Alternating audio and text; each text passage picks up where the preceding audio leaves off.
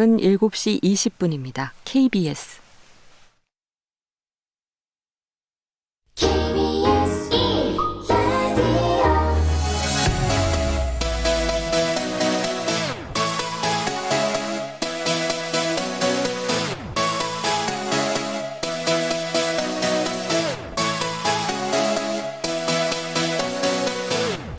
KBS 열린 토론.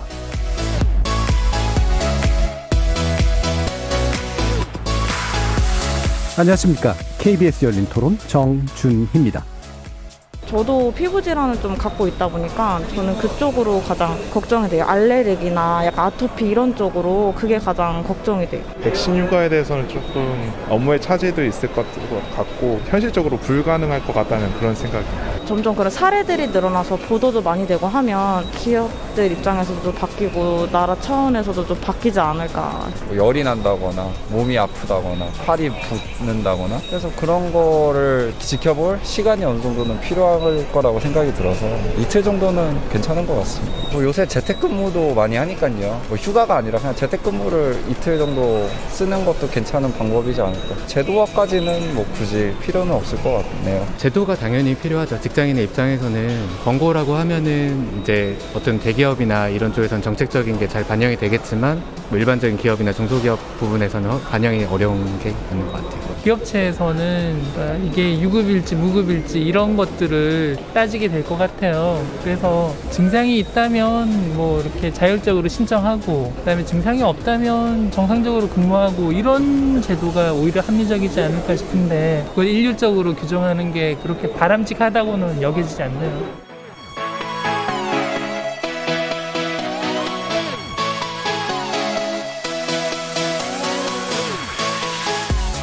거리에서 만나본 시민들의 의견 어떻게 들으셨습니까? 지난달 26일부터 국내 첫 코로나19 백신 접종이 시작됐죠. 요양시설, 병원, 코로나19 치료시설 종사자와 입소자를 중심으로 1분기 백신 접종이 이뤄진 지 어느덧 한 달을 맞았습니다. 자, 그런데 문제는 백신에 대한 불안감을 증폭시키는 온갖 허위 정보나 이상 반응에 대한 과잉 초점화로 인해서 백신에 대한 국민적 수용성이 낮아지고 있다는 겁니다. 실제로 65세 이상 요양병원 입원 환자와 종사자 가운데 백신을 맞겠다고 답한 비율이 76.9%로 최근 조사됐는데요. 이건 한 달 전 93.6%에 비해 상당히 낮아진 수치입니다. 물론 접종 후 발열이나 통증 같은 비록 정상적이지만 일상생활에 지장이 초래되는 경우에 대해서는 적절한 사전사후 관리와 함께 백신 휴가 등의 인센티브에 대한 논의는 사회적으로 필요하겠죠. 오늘 KBS 열린 토론에서는 코로나19 백신 접종 한 달을 뒤돌아보고 백신 접종률을 높이고 안정성, 수용성 같은 것들을 보장하기 위해 지금 우리 사회가 해야 할 일은 무엇인지 다각도로 지혜를 모아보도록 하겠습니다. KBS 열린 토론은 여러분이 주인공입니다. 문자로 참여하실 분은 샵 9730 누르시고 의견 남겨주십시오. 단문은 50원, 장문은 100원의 정보 이용료가 붙습니다. KBS 모바일 콩, 트위터 계정 KBS 오픈 그리고 유튜브를 통해서도 무료로 참여하실 수 있습니다. 날카로운 의견과 뜨거운 참여 기다리겠습니다. KBS 열린 토론 지금부터 출발합니다. 살아있습니다. 토론이 살아있습니다. 살아있는 토론, KBS 열린 토론. 토론은 라디오가 진짜입니다.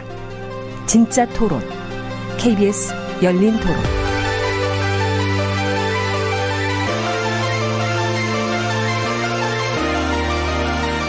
자, 오늘 논의를 위해 네 분의 전문가 모셨는데요. 먼저 더불어민주당 신현영 의원 나오셨습니다. 안녕하세요. 신현영입니다. 자, 그리고 국민의힘 코로나19 대책특별위원회 신상진 위원장 나오셨습니다. 안녕하세요. 신상진입니다. 한국사회정책연구원 안종주 사회안전소통센터장 나오셨습니다. 네, 반갑습니다.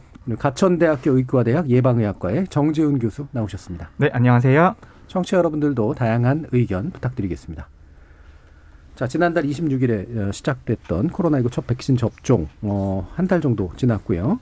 지금 백신 접종 상황이 애초에 우리가 기대했던 것보다는 막 아주 빠르고 대량으로 이루어지진 않지만 그래도 이제 가장 필요한 분들을 위해서 먼저 접종이 좀 이루어진 상황인데 전반적으로 지금 상황 어떻게 보고 계신지 말씀들 한번 들어보도록 하겠습니다. 먼저 신상진 위원장님부터 말씀 주실까요?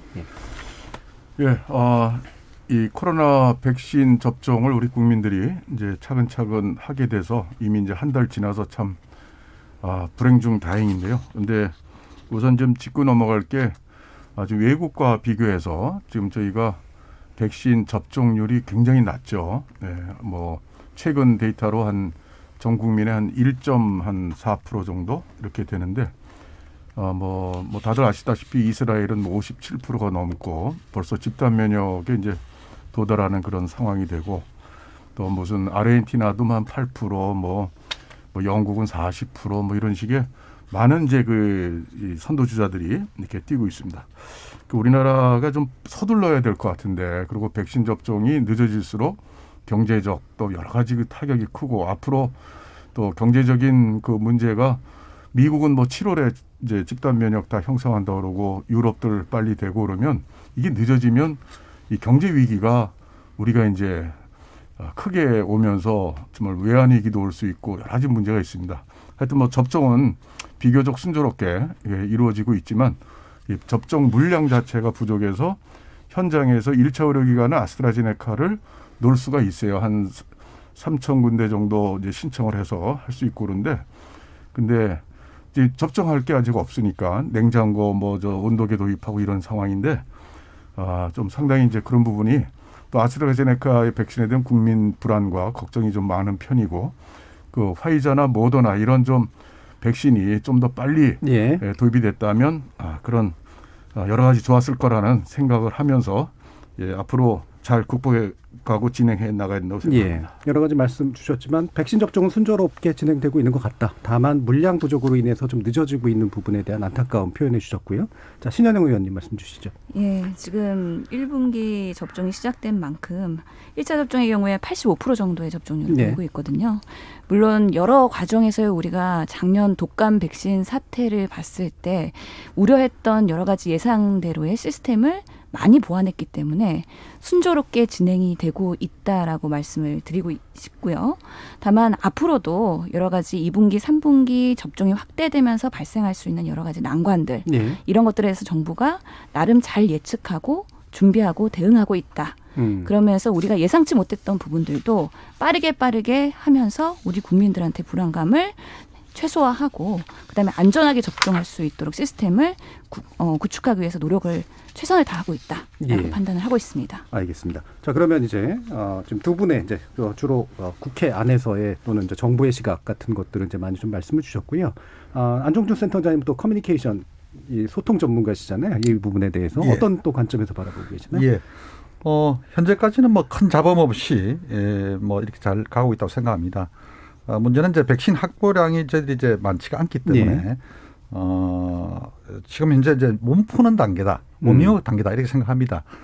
제가 과거에 한때 이제 마라톤을 좀 즐겨 했는데요. 마라톤을 이 42.19km 아닙니까? 그런데 1km, 2km 할 때 그때부터 막 달려나갈 속도를 낼 수가 없습니다. 그때는 조금 더 천천히 가고 그 단계에서 우리가 동의를 가지고 이 사람이 1등 한다, 2등 한다 할 수가 없잖아요. 그래서 지금 현재는 우리가 평가를 할 수 있는 단계는 아닙니다. 우리가 이제 앞으로 집중적으로 많은 물량이 쏟아져서 이제 국민들한테 하게 될 올여름철이나 가을 돼야 좀 정확한 평가를 할 수 있지 않을까. 그래서 앞으로 정부가 조금 더 우리가 지금 그래도 이 오미업 단계에서 생기는 문제 이런 것들 잘 보완하면 나중에 소위 꼬린 지점에 무사히 도착할 수 있다 생각합니다. 워밍업 단계에서 이제 스피드업 단계로 가자라는 말씀이시네요. 정재훈 교수님. 네, 결국은 우리나라 상황을 좀 돌이켜 봐야 될 것 같은데요. 우리나라 같은 경우에는 작년에 방역이 너무나 잘 되었다는 걸 부정하는 사람은 없을 겁니다. 근데 역설적으로 2020년에 확진자가 굉장히 적었기 때문에 2021년에는 그것이 장애 요인이 될 수 있는데요. 예를 들어서 미국 같은 경우에는 2020년 12월에 전 국민 중에 몇 퍼센트 정도가 감염이 되었는지를 추정을 해보면 25% 정도가 감염이 되었을 것으로 추정을 합니다. 근데 우리가 집단 면역의 목표라고 제시가 되는 것들이 집단 면역 수준 70% 정도인데요. 그거를 백신으로 70%만 채울 수 있는 게 아니고 감염이 되어서 면역 획득한 사람들도 집단 면역에 포함이 되는 겁니다. 그렇기 때문에 때문에 해외 국가 같은 경우에는 어느 정도 이제 30에서 40%의 접종률만 확보가 되어도 집단 면역이 가까이 갈 수 있고 확진자를 줄어들이게 하는 그런 효과를 볼 수가 있거든요. 반면에 우리나라에는 2020년에 방역이 잘 됐기 때문에 조사를 해보면 항체 양성률이라고 해서 감염이 되었던 사람들의 비율을 추정을 해보면 1% 정도밖에 되지 않습니다. 예. 역설적으로 우리가 집단 면역 수준 70%라고 말하는 것에 도달하기 위해서는 백신만으로 70%에 도달을 해야 되는 것이거든요.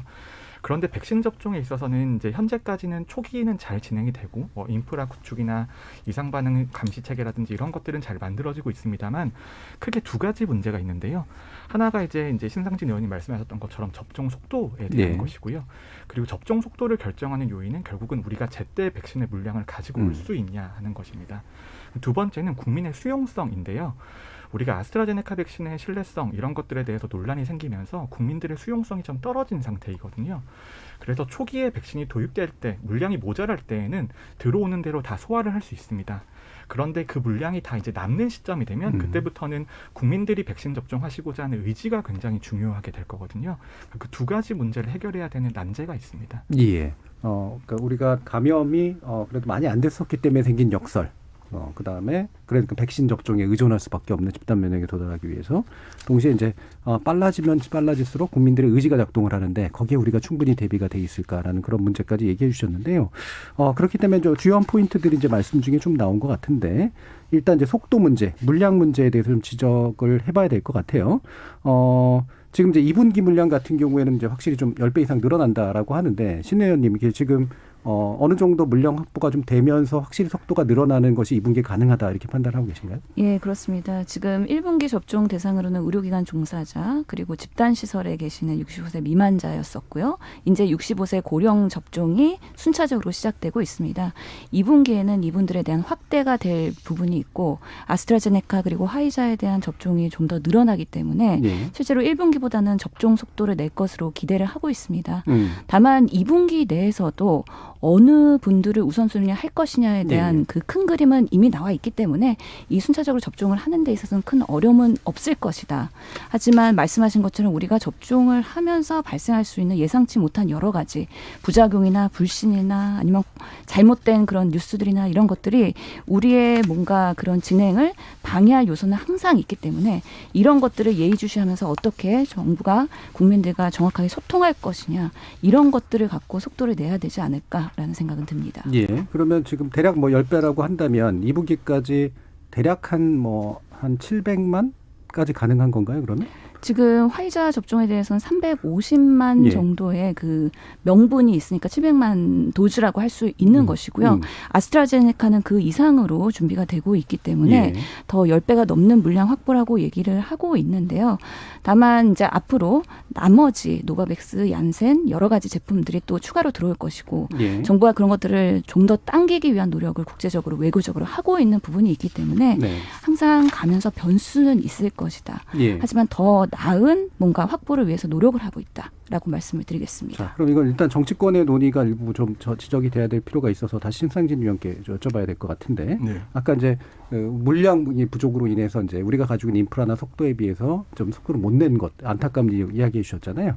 근데 지금 이제 주호영 원내대표께서 이게 접종 속도 조절하는 거 아니야?라고 하는 이제 의문을 또 제기하셨단 말이에요. 이게 선거 보고 정부가 그렇게 하는 거 아니냐? 당연히 정부 쪽에서는 아니라고 부정을 했는데 이런 식의 얘기가 진행되는 배경은 뭐라고 생각하시나요? 글쎄요, 저는 이제 백신을 두고서 지금 굉장히 불신들이 하여튼 좀 많고 걱정이 많고 그래요, 그렇죠? 또 물량도 부족하고 또 하필 또 세계적으로 좀 이 미국 FDA 승인도 아직 떨어지지 않고 아스트라제네카 백신이 또 하프 도즈 그러니까 절반을 1차 놓고 또 2차에서는 이제 정량을 놓고 근데 그 또 효과가 또 오히려 절반으로 한 실수로 1차에 놓은 게 또 효과는 좋다고 그러고 여러 가지 이렇게 임상 데이터들이 자꾸 바뀌고 이런 데 가운데 또 부작용도 또 유럽에서부터 또 많이 또 우리나라도 나오고 그러니까 상당히 그 불신 가운데 이제 그런 얘기도 나왔지 않나 이렇게 생각이 듭니다. 저 개인적으로는 그렇게 만약에 그렇게 한다면 정말 이건 있을 수 없는 일이기 때문에 저는 그렇게까지 저 개인적으로 이렇게 믿지는 않고요. 그리고 단지 이제 2분기 때 이제 10배면 1,100만 이렇게 되거든요. 그러면 1,100만을 4월부터 6월까지 놀 수 있는 물량이 어떻게 공급이 되느냐. 질병관리청에서 엊그저께 나온 자료를 보면 아스트라제네카가 350만 명분, 파이자가 300만 명분, 4, 5, 6월. 그럼 이제 650만 명이에요. 그리고 코백스를 통해서 들어오는 게 아스트라가 70만. 그러니까 720만 명분이 현재 6월까지 들어오는 걸로 돼 있고 뭐 모더나 뭐 다른 것들은 협의 중이라고만 자료에 돼 있어요. 질병관리청에서. 그래서 1,100만이라고 정부에서는 그걸 놓는다고 하고 계획은. 근데 실제 들어오기로 도입된 거는 숫자가 한 700만 좀 넘고. 그러니까 아마 1,100만 놓기가 어려울 거다. 그리고 문제는 이제 다량이 들어왔을 때 이것을 과연 우리가 사고 없이 잘 처리할 수 있느냐. 특히나 아스트라제네카 백신이 이제 좀 이 사이드 이펙트 부작용이 좀 높다고 그러는데 그럼 이제 사람들이 겁이 나니까 응급실로 막 뛰어가요.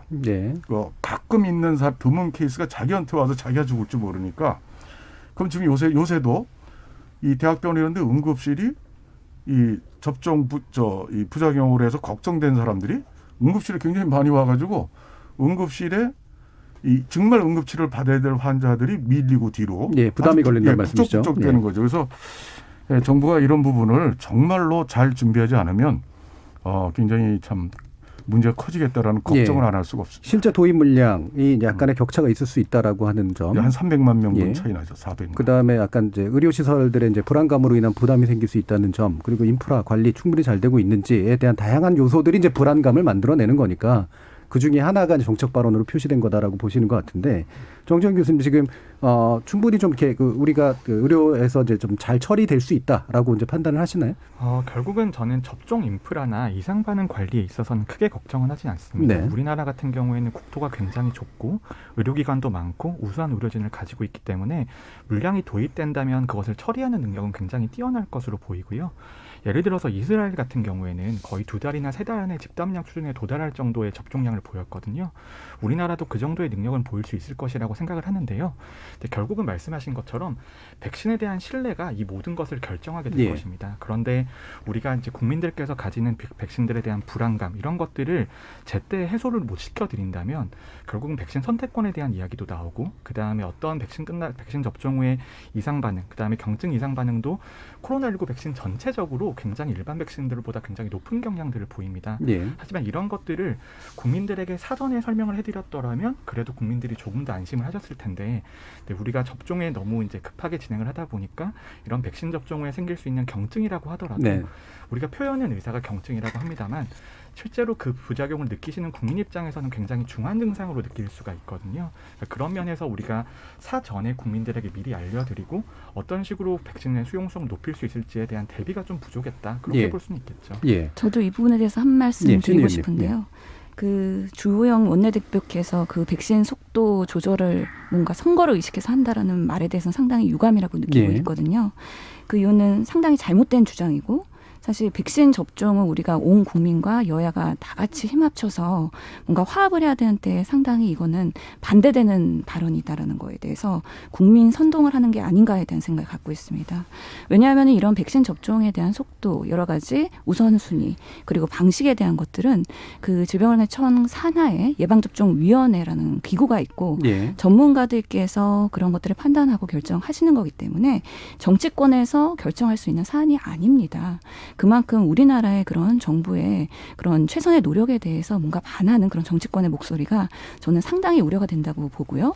그러면서는 이런 코로나 그리고 보건의료에 대한 이슈는 전문가들이 제대로 할 수 있도록 우리가 정치권에서 도와줘야 된다라고 생각을 하고 있습니다. 자, 그럼 다시 이제 안종균 센터장님이 이렇게 쭉 지금 얘기 나온 것들을 좀 한번 묶어가지고 결국 이제 수용성을 좀 떨어뜨린 면들이 예를 들면은 이제 뭐 당연히 가짜 뉴스도 있을 테고요. SNS로 퍼진 것도 굉장히 많잖아요. 그다음에 보도가 이제 이상 반응 위주의 보도들이 또 되게 많이 된 것. 그다음에 아까 정지현 교수님이 지적하셨듯이 이상 반응이라고 얘기할 때 그걸 정부가 충분히 이게 경직이긴 하지만 이런 게 있을 수 있다라든가 이런 게 사전의 안내랄까 고지랄까 이런 것들이 좀 부족했던 측면도 아마 뭐 복합적으로 작동했을 것 같은데 어떻게 보세요?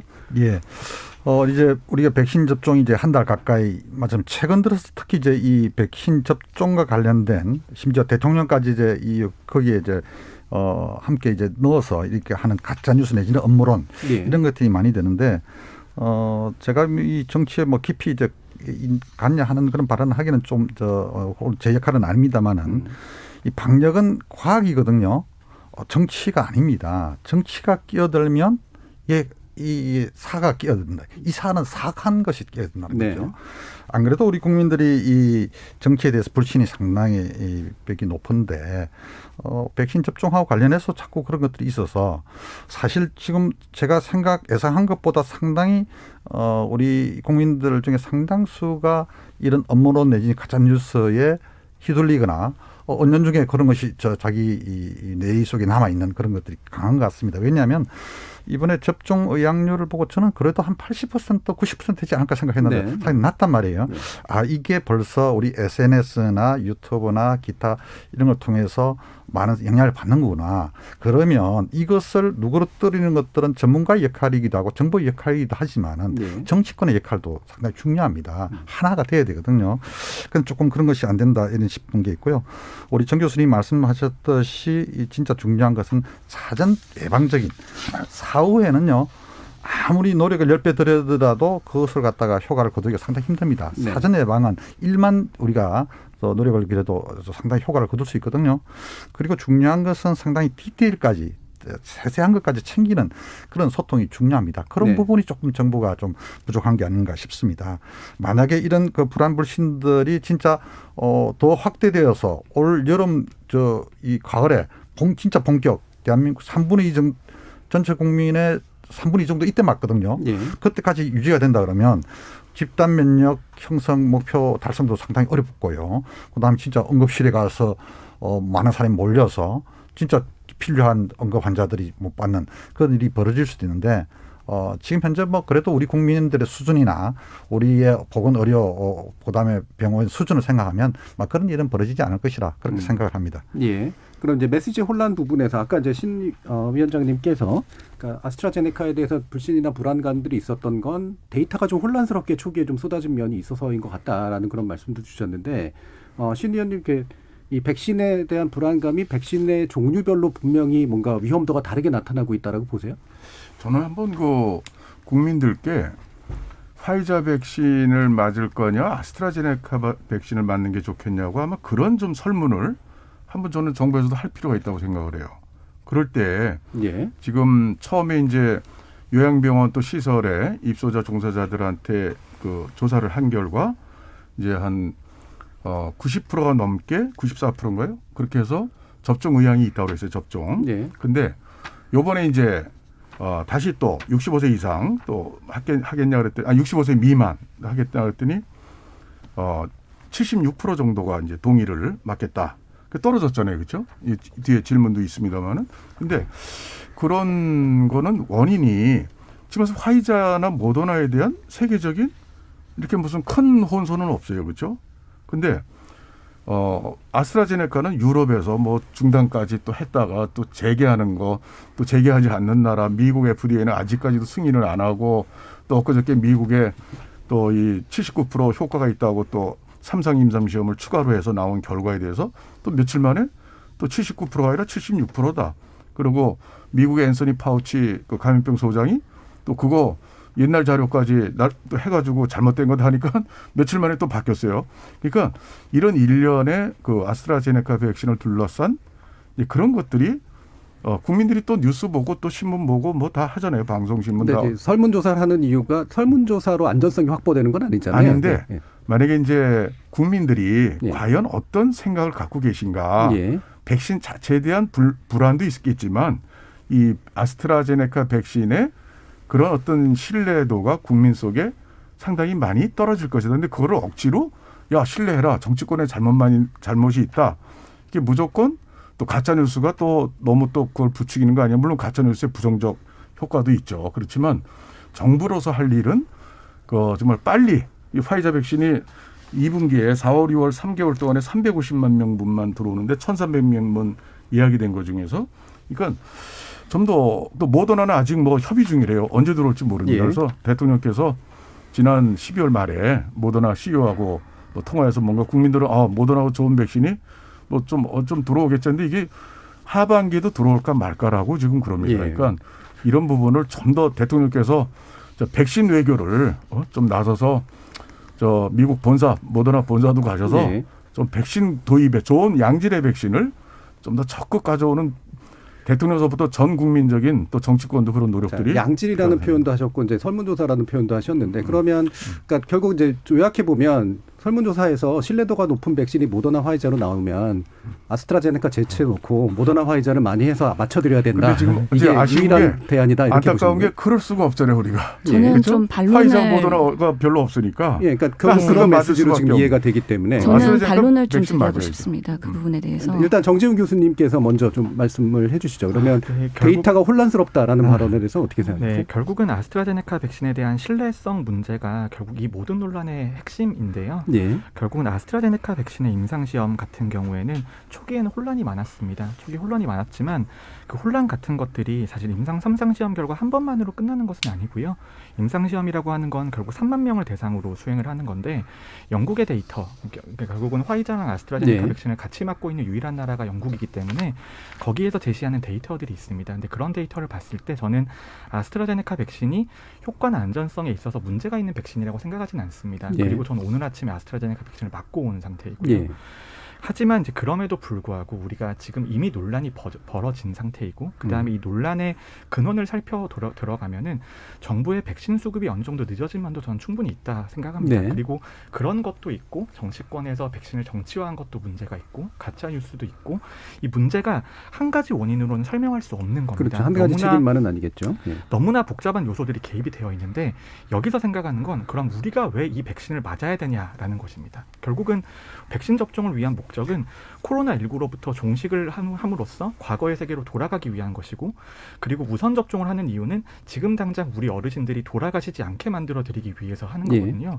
그런 대의를 위해서라면 결국은 정치적인 입장이나 아니면 이런 논란들을 좀 접어놓고 당장은 대의에 동참하는 게 굉장히 중요하다고 생각을 하고요. 거기 위해서는 이제 우리가 전문가들은 아스트라제네카 백신이 안전하고 효과적이라는 거에 대해서 지속적으로 국민들을 설명을 드려야겠지만 이 전문가의 설명, 제가 드린 설명만 해도 너무 지루하고 네, 그렇죠. 재미가 없잖아요. 재미는 있습니다. 네, 그렇기 때문에 조금 더 간결하고 명확한 메시지를 주고 그다음에 이런 국민의 생명에 관련된 일에 있어서는 모두가 좀 동참하는 그런 자세가 필요하다고 생각합니다. 알겠습니다. 신은현님. 네. 예, 저는 보건의료 정책이 설문조사로 이루어질 수는 없는 한계가 있기 때문에 지금 우리가 백신 접종을 하는 데 있어서 화이자냐 아스트라제네카냐 이런 대결 구도로 가면 안 된다는 생각을 명확히 갖고 있습니다. 그래서 우리가 이런 전 국민 코로나 백신 접종을 시작할 때는 사회적 합의를 갖고 전 국민이 빠르게 그리고 효율적으로 접종할 수 있는 방식을 공중보건학적으로 만드는 것이 되게 중요하다. 정부에서 그 지침을 가지고 지금 방식을 고민하고 있는 건데요. 그만큼 백신 선택권을 지금 줄 수가 없는 상황이고 그것이 효율적으로 우리가 접종을 할 수가 없는 상황이라는 거는 우리가 사회적 합의가 됐다고 봅니다. 어느 나라에서도 백신을 선택해서 맞는 나라는 없는 걸로 알고 있습니다. 그만큼 우리가 이 어떤 백신에 맞더라도 면역에 도달할 수 있다. 그리고 또 여러 가지 임상 데이터를 통해서 우리가 기존에 승인받은 데이터가 진리가 아닐 수 있다. 그리고 어떤 백신도 효과가 있다라는 것들에 대한 믿음을 정부 또는 전문가들께서 계속해서 주시면서 어떤 상황에서도 열심히 접종을 해서 우리가 그래도 접종하는 것이 훨씬 더 득이 있다라는 것들에 대한 메시지를 주셔야 국민에서 신뢰를 하고 접종에 더 적극적으로 임하지 않을까라는 생각을 합니다. 그러니까 뭐 예방률이라든가 이것도 중요하지만 중증 환자의 어떤 중증화를 차단하는 거 이런 것도 상당히 중요한데. 예, 맞습니다. 실제로 아스트라제네카 65세 이상의 논란이 됐었던 것도 사실 그 데이터가 미비했기 때문에 더 보완을 한 것이고요. 그런 것들이 이제는 검증이 됐다고 하면은 적극적으로 맞아야 되는 건데 특히 노인 환자에서의 치명률, 특히 코로나 걸렸을 때 그런 사망률에 더 위한 요소가 있으니 백신을 맞고 훨씬 더 이득이 많다. 그렇기 때문에 적극적으로 접종하셔도 된다라는 메시지를 계속 소통을 해야 될 것이라고 생각합니다. 이게 뭐 여러 가지 중첩된 원인들 아까 정재훈 교수님도 말씀 주셨지만 이게 뭐 효능에 대한 뭐 불신이라든가 또는 이제 비교라든가 이런 것도 있지만 결국 핵심은 이게 이제 불안한 것의 핵심은 이제 위험하냐 아니냐라는 문제일 거고 뭐 이를테면 아스트라제네카 더 위험해 보여라든가 뭐 이런 식의 어떤 불안감들이 문제가 되는 것 같거든요. 그러면 이제 이런 이상 반응 내지 위험에 대한 기존의 커뮤니케이션 방식이나 아니면 뭐 보도라든가 이런 어떤 메시지를 만들어내고 전달하는 데서 어떤 문제가 있었다고 생각하세요, 안 센터장님? 예. 그러니까 조금 전에 이제 우리 이 신상진 위원장께서 어느 백신을 맞겠느냐 질문 뭐 이런 거를 한번 해보문직한다 그러는데 저는 이 선택권을 줄 수도 없는데 이런 질문을 하면 오히려 혼란과 불신을 또 붙이질하죠. 예. 아니 줄 수도 없는 선택할 수도 없는데 그걸 물어서 국민들에게 어떤 이 잘못된 인식을 심어주도록 사실 전 세계 어느 나라도 그렇게 하고 있지 않거든요. 우리가 백신이 지금 뭐 차고 넘쳐서 막 있고 선택할 수 있으면 이제 그렇게 할 수는 있겠죠. 우리가 지금 독감 백신을 오래전부터 맞아왔지 않습니까? 지난해에는 이제 65세에서 62세까지도 막 무료로 했는데 지금까지 맞아온 백신이 이 무료 백신은 3가 백신이었거든요. 예. 유료로 돈을 갖다가 몇만 원 주고 받는 것은 일본의 어떤 그 특이주까지 포함해서 4가 백신이었어요. 약간의 그 차이가 있는 거죠. 그러나 그 무료로 주던 독감 백신이 실제로 아무런 효과가 없거나 효과가 낮거나 그런 건 아니거든요. 네. 기피할 이유가 전혀 없는 거죠. 화이자나 아스트라제네카도 그런 문제입니다. 물론 굳이 따져서 우리 통계로 나온 거 보면 조금 더 효과나 이것들이 화이자나 모더나가 조금 더 좋다 이렇게 돼 있긴 하지만은 안전성은 뭐 서로 큰 차이가 없다 네. 돼 있고요. 그러나 이 아스트라제네카가 뭐 기피하거나 불신을 하거나 할 정도 전혀 아니단 말이에요. 그래서 그럼에도 불구하고 자꾸 이것을 우리가 어떤 사람 과도하게 무슨 물백신이다 뭐 이런 표현까지 써가면서 자꾸 이런 것 때문에 우리가 국민들이 이 필요 이상의 과도하게 특정 백신에 대한 불안, 불신 이것이 생기지 않느냐. 그것은 결과적으로 우리 대한민국 그리고 우리 공동체를 위해서 별로 좋지 않은 매우 나쁜 뭐 그런 것이거든요. 그래서 이런 것들이 이 초기에 우리 전문가나 또 언론 또 정부도 이것을 알아서 선제적으로 그런 것들을 예상을 해서 Q&A를 만들어준다든지 또 언론에 미리 또 우리가 정영 질병관리청장이 또 브리핑을 한다든지 그런 것들을 좀 했어야 되는데 앞으로라도 이것을 계기로 삼아서 앞으로도 생길 가능성이 있는 그런 것들은 좀 선제적으로 뭐 우리가 좀 국민들에게 수시로 좀 자주 좀 말씀을 할 필요가 있다 생각합니다. 예, 제가 뭐 이렇게 아까 우리 안종조 우리 소장님께서 물백신 뭐 이런 거는 전혀 뭐 제 이야기를 하시면서 이렇게 흐름이 뭐 제가 그랬다는 건 아니겠지만 조금 오해가 있으실 것 같아서 저는 아스트라제네카 백신 순서예요 보니까. 뭐 6, 7월 뭐 이렇게 해서 65세는 그 되던데 전 맞을 거예요. 근데 문제는 정부가 좀 더 투명하게 제가 여기 오늘 란셋에 올해 2월 19일 날 나온 자료까지 제가 가져왔는데 여기 보시면은 정부도 좀 똑바로 잘해야 돼요. 왜냐하면 여기에 보면 이 무증 아스트라제네카가 이게 RNA 방식으로 하는 파이자 모더나하고 같지가 않아요. 우리가 이제 몇 가지 방식이 있잖아요. 그건 뭐 많이 얘기했습니다. 근데 아스트라제네카 백신은 생균, 침팬지 아데노바이러스라는 거기에다가 스파이크 단백질 그걸 붙여서 이것을 우리 몸 안에 주입을 하는데 이게 아데노바이러스 그 균이라는 거는 우리 몸에 이 부작용이 굉장히 일으키는 그 바이러스예요. 그리고 또 그것은 스럼부스 그러니까 이 혈전을 생기게 한다라고 하는 게 이번 얘기가 아니라 오래전부터 의학적으로 있어왔던 얘기예요. 그래서 새로 나온 아주 최신 기법으로 나온 화이자 모더나보다는 부작용이 많을 거는 전문가들은 다 그렇게 예상을 하고 있어요. 데이터도 그렇게 나오고 있나요? 그러면 그런 거를 이렇게 얘기를 좀 정부가 까놓고 얘기하고 지금 우리 사회자께서 말씀하신 아스트라제네카 백신을 그럼에도 불구하고 문제가 있고 부작용이 큼에도 불구하고 맞아야 되는 이유를 국민들한테 설득을 잘해야 될 것 같아요. 뭐냐? 중증으로 전환되는 이 이유를 낮출 수 있어서 생명에 어떤 지장이 없게 해줄 수 있다. 그러니까 여러분들 좀 부작용이 있고 해도 맞으십시오.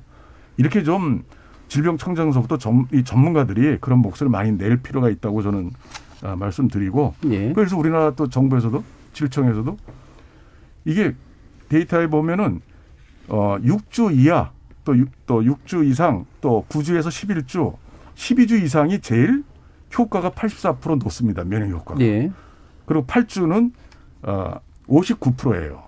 이렇게 데이터들이 다 2월에 벌써 나온 건데 근데 우리 정부에서 8주 간격으로 처음에 시작을 했어요. 1, 2차 간격을. 근데 나중에 10주로 지금 올렸어요. 근데 10주보다 12주 이상이 더 좋다는 게 다 이게 있는 거예요. 이 아스트라제네카 란셋에 다 기고돼 있고. 근데 왜 이렇게 정부에서 자꾸 오락가락 하는지나 정부가 10주로 8주로 10주로 늘린 걸 보고서 나는 이건 의도적으로 늦추는 건 아니라는 생각을 했어요. 왜냐하면 그러려면은 이거 기간을 그렇게 안 해. 12주로 늘리죠. 예. 오히려. 그래서 저는 이제 이런 데이터를 가지고 정부가 이렇게 일부러 늦추지는 않을 것이다라고 저는 이제 생각을 전문적으로 하는데 예. 12주로 해야 됩니다. 정부에서도 아스트라제네카 그 얘기가 백신을. 약간 퍼지니까 좀 정리를 해주시면 논점은요. 예, 다시 부작용 문제를 얘기해 주셔가지고요. 자, 혈전 문제 사실은 이 부분 문제가 됐다가 상당히 데이터상으로 해결된 거라는데요. 네, 제가 이제 발언을 약간 수정을 좀 해드려야 될 것 같은데요. 이제 저는 이제 데이터를 보는 사람의 입장에서 아스트라제네카나 화이자 백신이나 특별히 어떤 백신이 이상 반응, 특히 중증 이상 반응에 있어서는 어떤 백신이 더 많이 나타난다고 보긴 좀 어렵습니다. 그리고 최근에 혈전 관련의 논란이 있었지만 이제 유럽 의약품청과 그다음에 이제 영국 정부의 결론은 혈전 안에서도 굉장히 여러 종류가 있거든요. 근데 혈전에서 좀 자주 나타나는 혈전 관련 질환 같은 경우에는 그것은 이제 아스트라제네카 백신과의 인과관계의 증거가 없다라고 발표를 명백하게 한 상태이고요.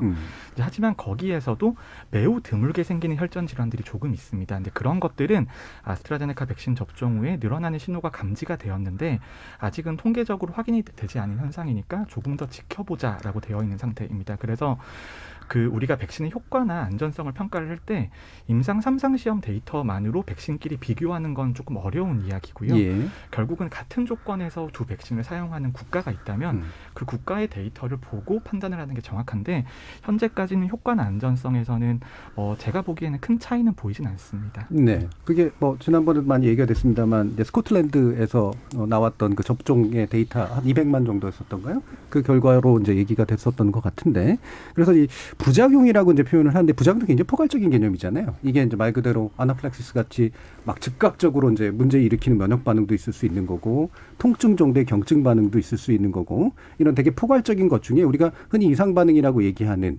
그래서 뭔가 이렇게 정도로 좀 나눠서 이야기를 해주는 것도 굉장히 중요할 것 같은데요. 신혜영 의원님이 그런 부분 어떤 부분을 좀 짚어주실 수 있으세요? 예, 그 이상 반응도 다양한 스코프에서 판단을 해야 되는 부분인데요.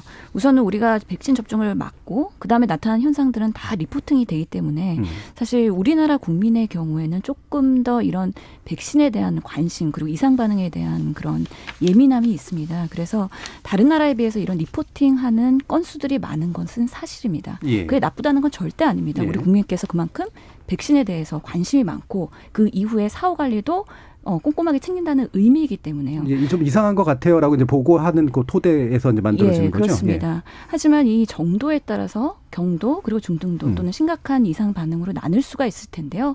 그거에 대해서 정말 백신과의 연관성이 있는지에 대해서는 다시 한번 검토가 필요하기 때문에 그때그때 발생하는 이상 반응 건수가 정말 백신에 의한 것은 아닐 수도 있다는 것을 알고선 정부가 지금 브리핑에서 보고를 하고 있는 거고요. 특히나 사망 사례가 발생했을 때 아직까지는 이런 백신과의 인과관계는 전혀 보고된 바가 없기 때문에 너무 과도하게 우려할 필요는 없다라는 생각이 듭니다. 마지막으로 이걸 마치기 전에 말씀 주시죠. 우리가 자칫 잘못 생각하면 화이자 백신은 상당히 안전하고 또 혈전증, 소위 피덩이 이런 거를 갖다가 거의 안 만들어낸 반면에 아스트라제네카는 상당히 그걸 위험성 의심 이렇게 간단한데 그렇지는 않습니다. 두 백신 모두 다 혈전증이 만들어내냐 의심은 맞고 난 뒤에 보고는 좀 있습니다. 예를 들어서 이제 영국에서 발표한 영국이 이제 최초로 우리가 코로나 백신 맞은 나라 아닙니까? 보니까 지금 대략 두 백신을 각각 한 1,000만 명 가까이 맞았어요. 보니까 이제 폐동맥 색전증이라는 혈전증이 화이자는 15건, 그 다음에 아스트라제네카는 13건입니다. 어떤 심부정맥 혈전증은 이제 아스트라제네카가 14건으로 조금 화이자 8건에 비해서 조금 많습니다. 그런데 이 혈전증이라는 것은요. 나이가 많을수록 그 혈전증이 생기는 게 훨씬 더 매우 높아집니다. 그리고 일반 다양한 원인에서 혈전증이 생기는데 미국이 2016년도에 연구한 자료를 보면 인구 100만 명당 한 1,000명꼴로 이는 그 혈전증이 나타나고요. 60대는 그거보다 무려 5배나 많은 5,000명 정도 이렇게 생기는 것도 있습니다. 그럼 우리나라는 어떠냐? 우리나라도 이제 국내에서 서울대 의대 홍준식 교수님이 이제 +1이라는 세계적인 그 학회지에 발표한 것이 있는데요. 2013년 그걸 해보니까 10만 명당 폐동맥색전증 약 16명, 그리고 심부정맥 혈전증 약 13명 이렇게 생기는 것도 있습니다. 그래서 이것이 과연 이제 이 예방 접종을 백신을 접종 후에 추가로 더 상승시키냐, 이거 연구가 해야 되는데 그것이 현재까지로서는 그렇게 크게 우려할 바가 아니다. 뭐 이렇게 지금 현재 나오고 있습니다. 예. 그래서 이런 부분들을 좀 고려를 하셔서 우리가 국민들에게 소통을 좀 하는 것이 좋을 것 같습니다. 예. 자, 지금 1부 정도는 이 정도로 좀 얘기를 마치고요. 2부로 나중에 좀 이어지면서 좀 더 구체적인 어떤 내용들에 관련된 이야기, 그다음에 정책적 이야기를 좀 더 짚어보겠습니다. 지금까지 여러 가지 좀 문자 내용이 좀 들어온 것 같은데요. 한번 들어보고 가죠. 정희진 문자 캐스터. 네, 지금까지 청취자 여러분이 보내주신 문자 소개해드리겠습니다. 0890님, 코로나19보다 더 무서운 건 무지와 편견이라고 생각합니다. 9982님, 저는 50대 후반인데요. 당뇨와 혈압이 있는 기저질환이 있습니다. 저는 부작용이 있다고 해도 되도록 빨리 백신을 맞고 싶습니다. 고래뿔님, 국민 안전과 보건 이슈는 정치가 개입해선 안 됩니다. 문승희님, 코로나 백신 접종 순서를 기다리고 있는데요. 거부하는 경우는 패스하고 접종하려는 사람부터 접종하면 어떨까요? 8271님, 우리 국민 10명 중 7에서 8명이 백신을 맞겠다고 하죠. 접종 이후로 가족의 감염 예방을 위해 사회를 위한 집단 면역 형성에 기여하기 위해서라는 기사를 봤습니다. 국민들 상당수는 자신이 아니라 가족과 사회가 먼저였다는 점에서 감동했습니다. 더 이상 백신에 대한 가짜 정보에는 강력한 처벌이 따라야 합니다 해주셨고요. 8825님, 해외 백신 공급에만 의존할 것이 아니라 우리나라에서 직접 백신을 개발하도록 해야 합니다. 우리는 정보기술과 바이오 산업 강국이므로 물량 확보에 최선을 다하는 한편 변이 바이러스 대응에도 박차를 가해야 합니다. 2046님, 백신 선택에 대한 설문은 백신에 대한 편견을 더 높일 것 같아서 적절하지 않다고 봅니다. 그리고 백신 휴가는 원칙적으로 찬성하지만 유급으로 할 경우 고용원이 있는 소규모 자영업자는 타격이 큽니다. 자영업자한테 책임을 전가하지 않았으면 좋겠습니다. 정부 지원이 필요합니다. 라고 보내주셨네요. 네, KBS 열린 토론. 이 시간은 영상으로도 생중계되고 있습니다.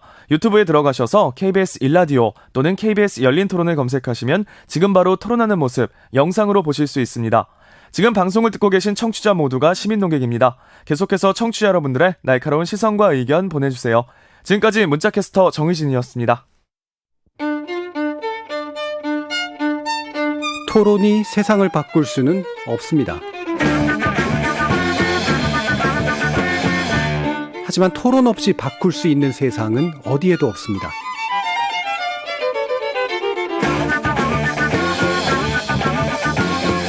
세상의 선한 변화를 갈망하는 당신. 정답이 아니라 질문의 힘을 믿는 당신. 우리 KBS 열린 토론에서 만납시다.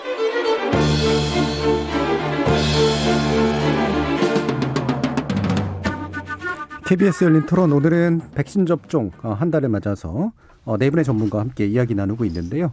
가천의대 예방의학과의 정재훈 교수, 한국사회정책연구원 안종주 사회안전소통센터장, 국민의힘 코로나19 비상특위 신산진위원장, 그리고 더불어민주당 신현영 의원, 이렇게 네 분과 함께하고 있습니다.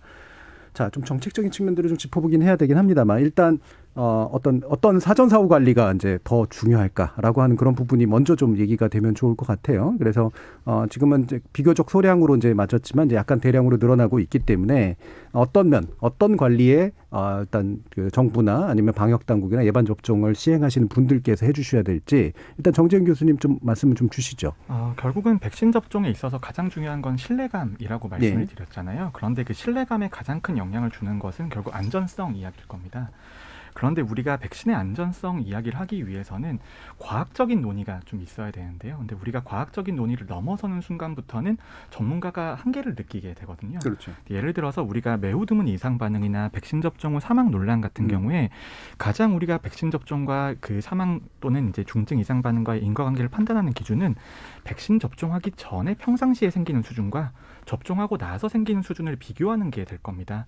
그렇다면 우리가 백신 접종 전에 데이터가 미리 있었더라면 접종 후에 이 정도에는 우리가 예상되는 범위니까 안심하시고 인과관계가 없을 것 같습니다라는 그런 식의 좀 쉽고 간결한 커뮤니케이션이 될 수 있는데요. 근데 우리가 작년 가을에 결국 독감 백신 접종 후 사망 논란이 한번 있었잖아요. 근데 그때도 이제 똑같은 논리 구조가 작동을 했었는데 그 이후로 이제 준비된 데이터가 없었다는 거죠. 만약에 준비된 데이터가 있었더라면 그런 식으로 커뮤니케이션을 즉시 하게 되면 국민들이 조금 더 믿으실 수 있을 거고요. 이제 또 하나는 이제 언론과 정치권에서 좀 도와주셔야 된다고 생각을 하는데요. 제가 이제 그 백신 이상 반응과 관련해서 언론 대응을 하다 보면은 속보가 야속할 정도로 빠릅니다. 정말 저 이상 반응 조사하는 사람들이 저희도 정확한 정보를 알기 전에 속보로 먼저 뭐 사망이 몇 건 발생했다, 중증 이상 반응이 발생했다라고 이런 식으로 나가는데요. 근데 속보를 읽는 거는 그리고 기자들이 올려주시는 건 정말 몇 분에 불과하지만 그 한 가지 사건을 대응하기 위해서 전문가들은 정말 몇 주의 시간이 필요하거든요. 그리고 그 설명 자체가 너무 길고 지루하고요.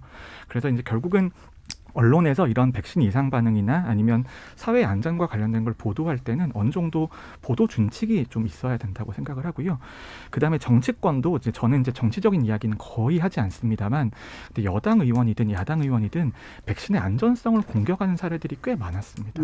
그래서 그런 것 같은 경우에는 결국은 그 정치적인 취향을 전문가들이 취하지 않는 이유가 전문가가 정치적인 취향을 선택을 하게 되면 정치적인 취향이 있는 분들에게는 더 말이 잘 먹히겠죠. 하지만 반대되는 취향을 가진 분들에게는 또 전문가의 권위를 잃어버리는 게 되거든요. 그래서 결국은 우리가 이런 백신과 정치를 가급적이면 떨어뜨리고 목적을 위해서 나아가는 것, 그게 2분기, 3분기의 가장 중요한 요소라고 생각합니다. 지금 오늘 모신 또 두 분의 의원님은 사실 전문가로서 이제 또 정치권에 계시는 분들이기 때문에 그래서 아마 약간의 중간자 역할 같은 것들이 굉장히 중요한 것 같아요. 정치권에서 잘 이해 못하거나 이런 부분들을 제대로 전달할 것도 있고 또 정치권이 해줘야 할 일들을 또 그 안에서 해주셔야 되는 것들도 있고 그렇기 때문에 그래서 방금 말씀 주신 그런 어떤 사전사고 관리에 있어서의 중요한 포인트들에서 과연 이제 어떤 역할들을 또 이제 국회 안에서 해주시거나 또는 이제 요청하실지에 대해서 좀 궁금해지긴 하거든요. 어떻습니까, 신 의원님? 예, 맞는 말씀이십니다. 실제로 정치권에도 300명의 국회의원들이 있지만 특히나 이런 보건의료 이슈가 국가의 메인 정말 중요한 아젠다일 때는 특히 이런 전문가들도 또 국회에서 정치적인 역할을 하면서 여러 가지 중재할 수 있는 중요한 역할이 있다고 보고요. 그런 것들을 저 자신도 열심히 하기 위해서 노력을 하고 있는 상황입니다. 실제로 지금 보건복지위 상임위를 활동을 하고 있기 때문에요. 이 코로나 백신 접종 전부터 이런 접종 시스템이 안전하게 그리고 효율적으로 될 수 있을지에 대해서 상당히 꼼꼼하게 정부에 질의를 했던 바가 있고요. 그런 응급으로 발생할 수 있는 여러 가지 사태에 대해서도 빠르게 대응할 필요가 있다. 그리고 오늘 또 이렇게 논의되는 건설적인 이야기들을 제가 또 이런 정치권이나 아니면 정부에 또 전달할 수 있는 역할을 하고 있다고 생각합니다. 그런 면에서 이런 백신 접종 뒤에 여러 가지 이상 반응에 대해서 사후관리 체제가 잘 되어 있어야 국민들도 안심하고 만약에 내가 예상치 못하게 발생하는 반응에 대해서도 국가가 충분히 안전망을 갖추고 있구나, 신뢰를 가질 수 있을 거라고 생각을 합니다. 그래서 최근에는 제가 예산결산위원회나 아니면 상임위가 열렸을 때 정은경 청장께도 이런 부분에 대해서 확충을 요청을 드렸는데요. 특히 우리 국민들이 뭔가 백신 접종을 하고 나서 근육통이나 고열이 발생했을 때 어떻게 누구한테 지침을 받아야 되느냐, 이런 것들이 세세하게 나와 있지 않으면 결국에는 응급실로 몰리게 되는 그런 응급실 대란이 발생할 수 있는 거거든요. 그만큼 긴급 콜센터를 24시간 해야 된다. 아니면 맞춤형 상담을 할 수 있는 의료진들을 많이 확보해야 된다. 이런 구체적인 것까지도 요구를 하면서 국민들이 어떻게 안심할 수 있을지에 대해서 계속 보완자로서의 역할을 열심히 하고 있습니다.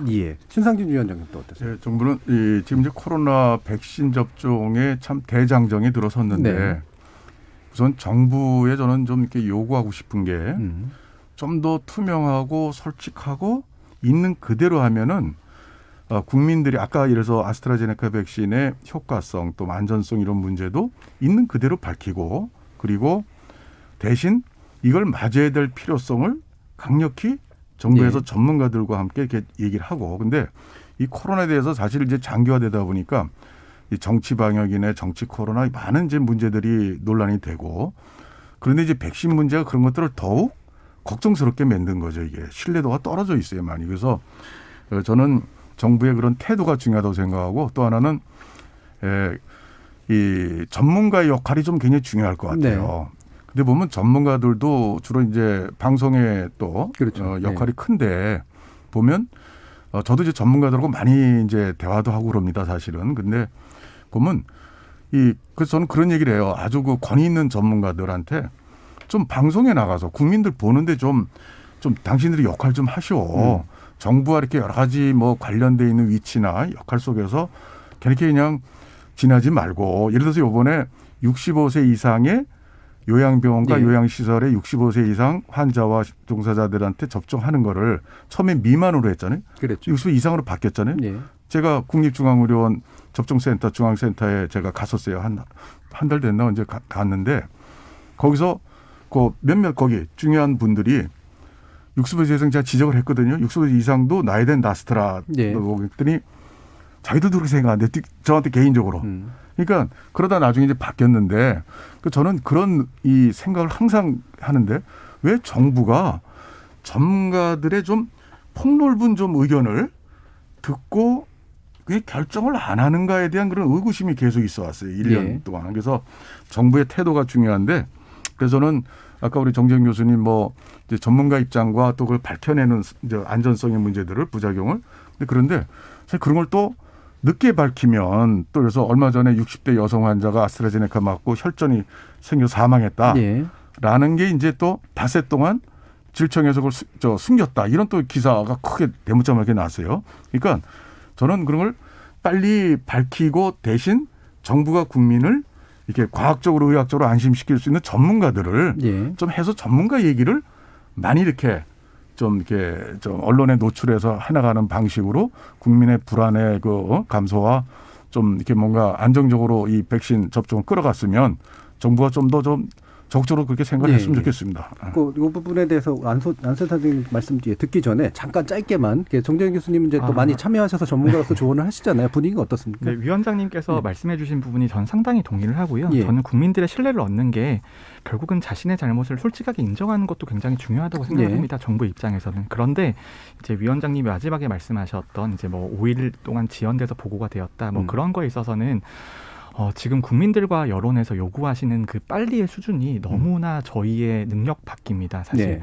저도 이제 예방접종 피해조사반에서 활동을 하고 있습니다만 인과관계나 사건 평가를 위해서는 일단 조사 기간이 어느 정도 필요하고요. 그렇죠. 물리적인 시간도 있어요. 네, 물리적인 시간이 어느 정도 있어야 되고 그다음에 지금 이제 피해조사반 같은 경우에는 전국의 각 질환들의 전문가들이 일주일에 한 번씩 하루 종일 모여서 회의를 합니다. 근데 그 회의가 일주일에 한 번 있기 때문에요.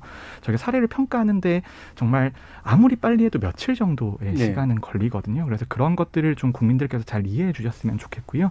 그리고 결국은 그런 위원회라는 것들이 학자들이 독립적으로 운영되는 면이 있습니다. 그래서 저희 전문가들을 조금만 더 믿어주시고 저희한테 시간적 여유를 조금만 더 주셨으면 좋겠습니다. 전문가들이 좀 직접 나와서 이렇게 그런 의견을 말씀하시면 더 좋지 않을까요? 정부의 중대본에서 이렇게 이제 물론 이제 다 전문가들은 수렴한다고 생각을 하지만 또 모습이 달라요, 그렇죠? 그러니까 대변인 같은 거를 뭐 예방의학회, 뭐 대변인, 감염내과학회 공신력 있는 그런 전문가 집단에서 좀 그렇게 직접 나서는 것도 좋지 않을까? 네, 굉장히 좋은 말씀인데요. 이제 제가 이제 독감 백신 접종 후에 이제 저도 전문가로서 나서서 이야기를 많이 드리는데 전문가로서 참 힘든 일이 많습니다. 이제 어떤 정치와 이제 방역 백신들이 다 겹치게 되면서 저희가 어떤 견해를 말했을 때 거기에 따르는 저희가 힘든 점들이 굉장히 많기 때문에 이런 것들은 이제 전문가도 노력을 많이 해야겠지만 다른 정치권이나 언론에서도 좀 도와주실 필요가 있다고 생각합니다. 제가 신 의원님께 정치권에서 어떤 역할 해주실래요? 그랬더니 전문가가 잘해야 됩니다. 이런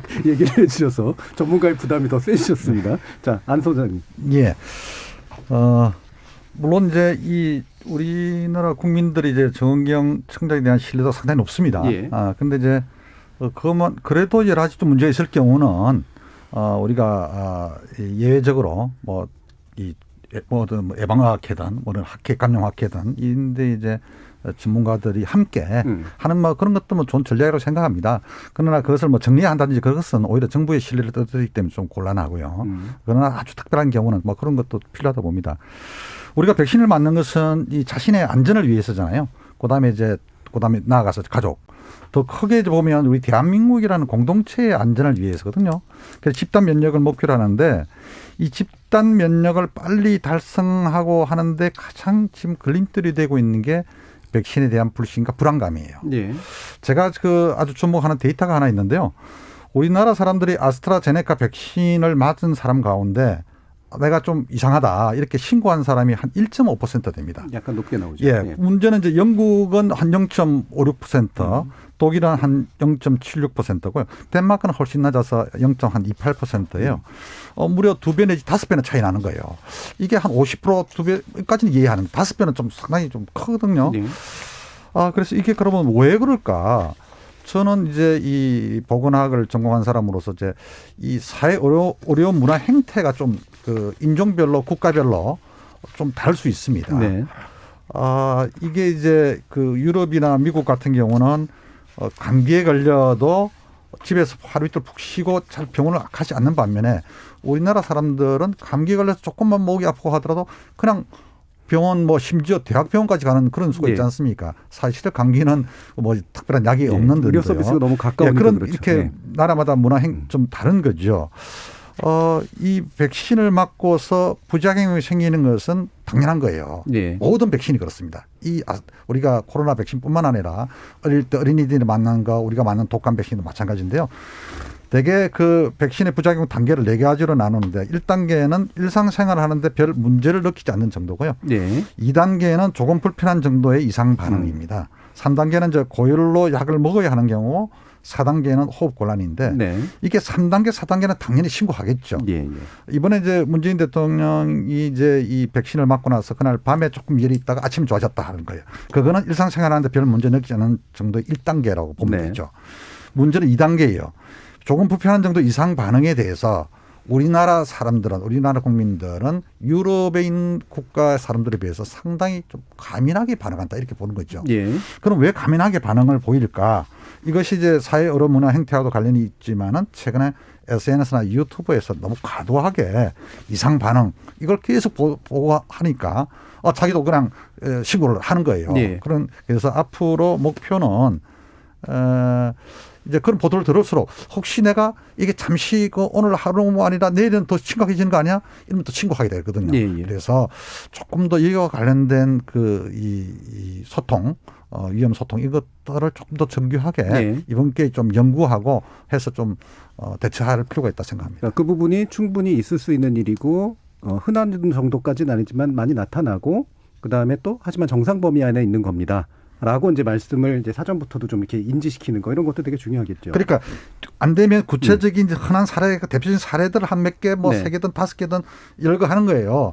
이런 경우는 사실은 그냥 하루만 더 조금 참아서 문제 없는데 신고를 한 것입니다. 이렇게. 그런데 그게요. 지금 이제 우리가 지금까지 맞은 한 달 동안의 대상은 요양병원의 환자나 또 이제 65세 이상 또 65세 미만 종사자 뭐 이렇게 했잖아요. 그러면 취약한 사람들이에요. 상당수가.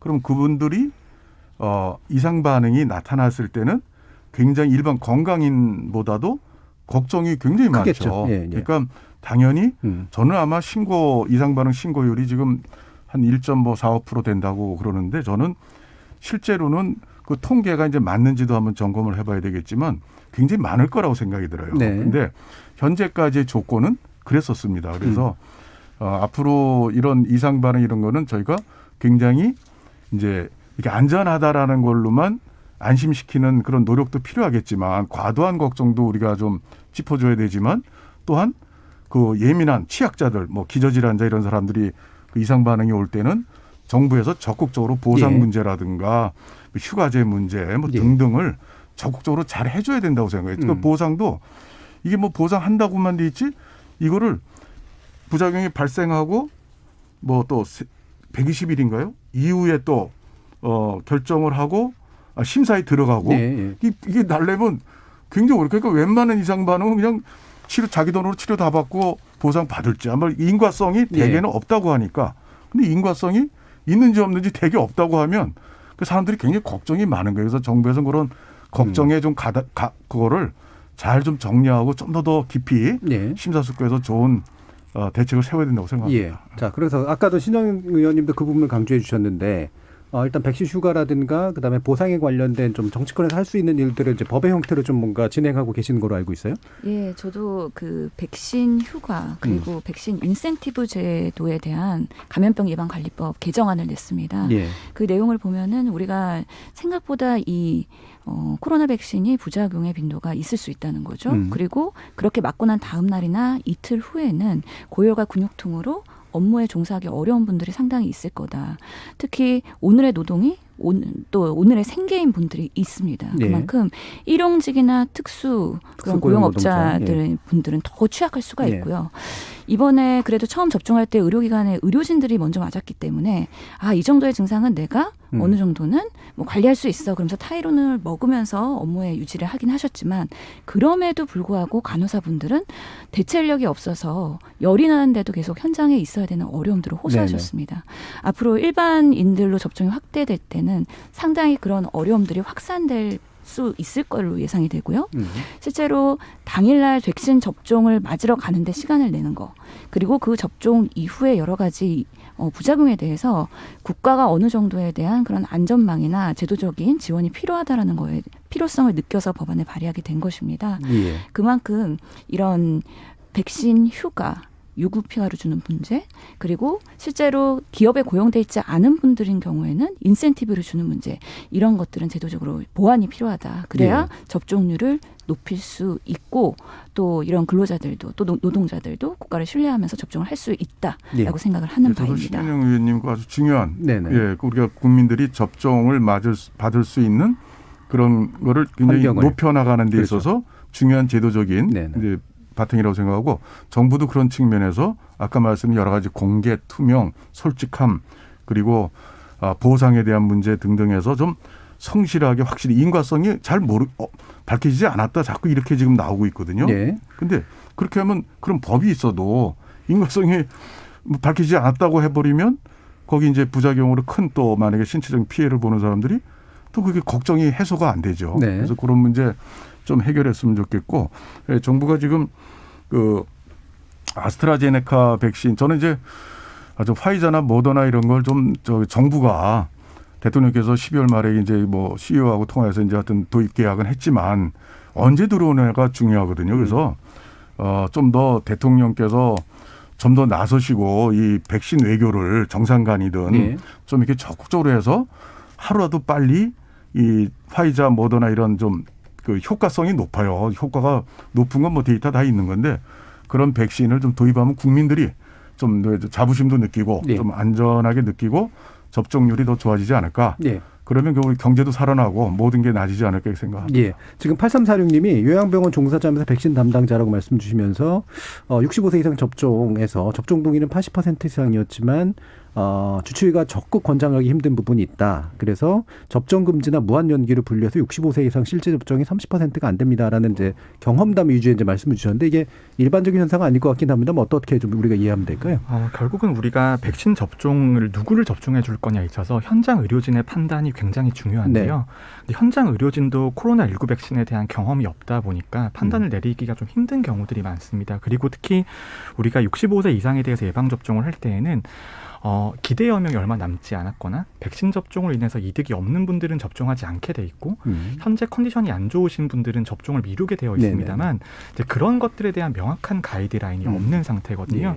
현장에 혼란이 어느 정도는 있을 수밖에 없고 거기에 대해서도 이제 정부나 질병관리청이나 예방접종 추진단에서 이제 명확한 지침을 내려줄 필요가 있는 거죠. 알겠습니다. 자 이제 그럼 마무리할 시간인데요. 한 1분 정도씩 좀 미처 못하신 얘기나 아니면 꼭 지적해주고 싶으신 또는 제안하고 싶으신 부분이 있으시면 들어보도록 하겠습니다. 저부터 좀 말씀을 드리겠습니다. 근데 지금 하나 논의가 빠져 있는 게 있는데요.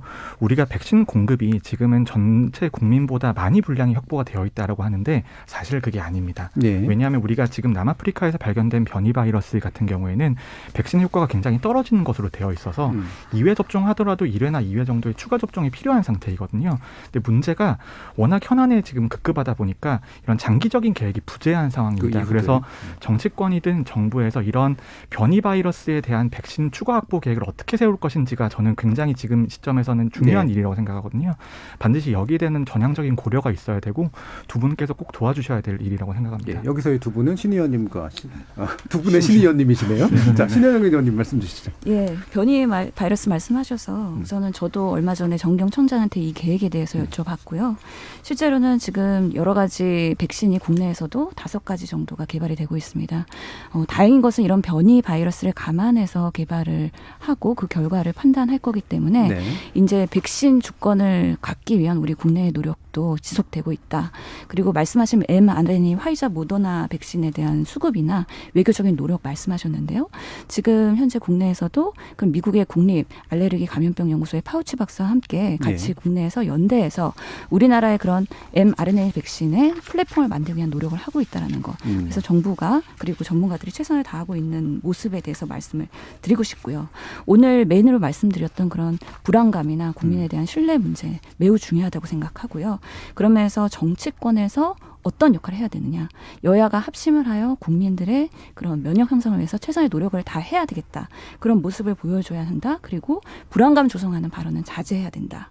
그리고 이런 것들이 언론의 헤드라인으로 나가서 SNS로 유포되는 그런 악순환의 고리를 차단하기 위한 노력을 끊임없이 해야 되고 그런 국회에서도 제도권에서의 노력을 하겠다라는 말씀을 드리고 싶습니다. 4793님도 문자로 언론 보도도 문제지만 정치권이 잘해주셔야 한다라는 그런 부탁도 해주셨고요. 또 아까 올라왔던 문자 중에는 전문가 국회의원님들께서 정치권 안에서 방역 정책이나 예방 정책이 정치에서 휘둘리지 않도록 그렇게 꼭 노력해달라라는 그런 부탁의 말씀도 2046님께서 해주셨습니다.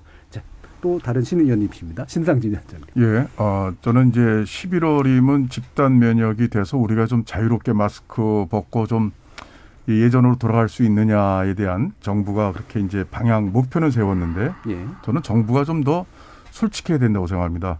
11월에 이 추세로 가면 절대 국민의 70% 맡기가 어렵습니다, 사실. 그리고 국민들이 그때 기대를 걸었다 그게 안 되면 더 힘들어지거든요. 좀 더 솔직하게 저는 집단 면역의 시기를 좀 잘 백신 도입에 대한 이런 게 불투명한 것도 있지만 잘 따져서 좀 이렇게 희망 고문을 안 했으면 좋겠고, 그렇습니다. 저는 집단 면역을 우리가 한번 예상해 보면 저는 파우치 소장도 그랬어요. 70%로 못 박질 않고 70에서 90%의 전 국민이 접종했을 때 집단 면역이 형성된다. 근데 우리는 뭐냐면 우리는 아스트라제네카 백신을 지금 주로 접종하고 있는데 아스트라제네카 백신은 무증상 감염 예방률이 다른 백신보다 굉장히 떨어집니다. 아까 제가 보여드렸던 란셋에다 나오는 얘기인데 그러면 무증상 감염은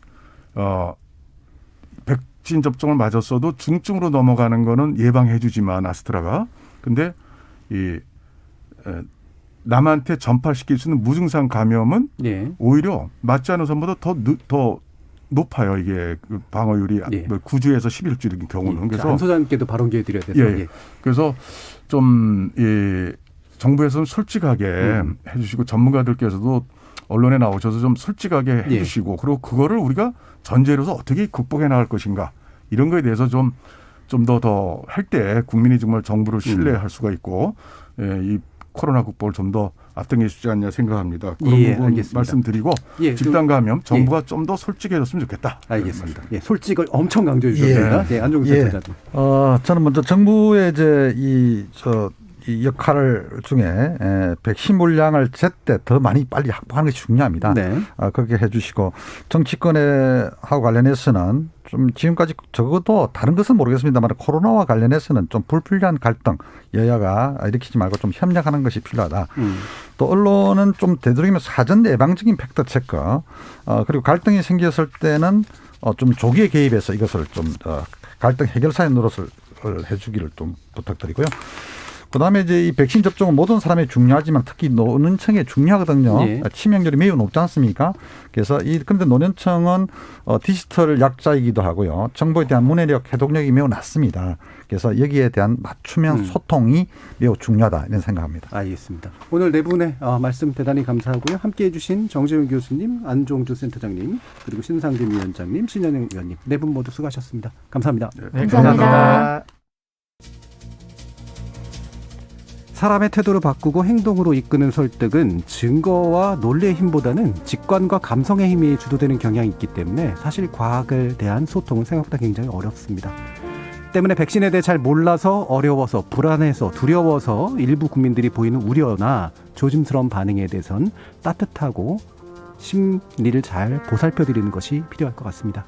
문제는 그걸 알고도 일부러 분란을 자극하는 사람들이 있다는 거죠. 이 부분에 대해서 우리 긴장해야 될 것 같습니다. 지금까지 KBS 열린 토론 정준이었습니다.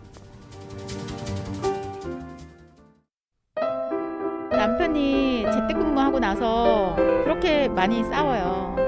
정말 다 때려치고 싶은 마음이에요. 회사 다니면서 하루에도 한 10번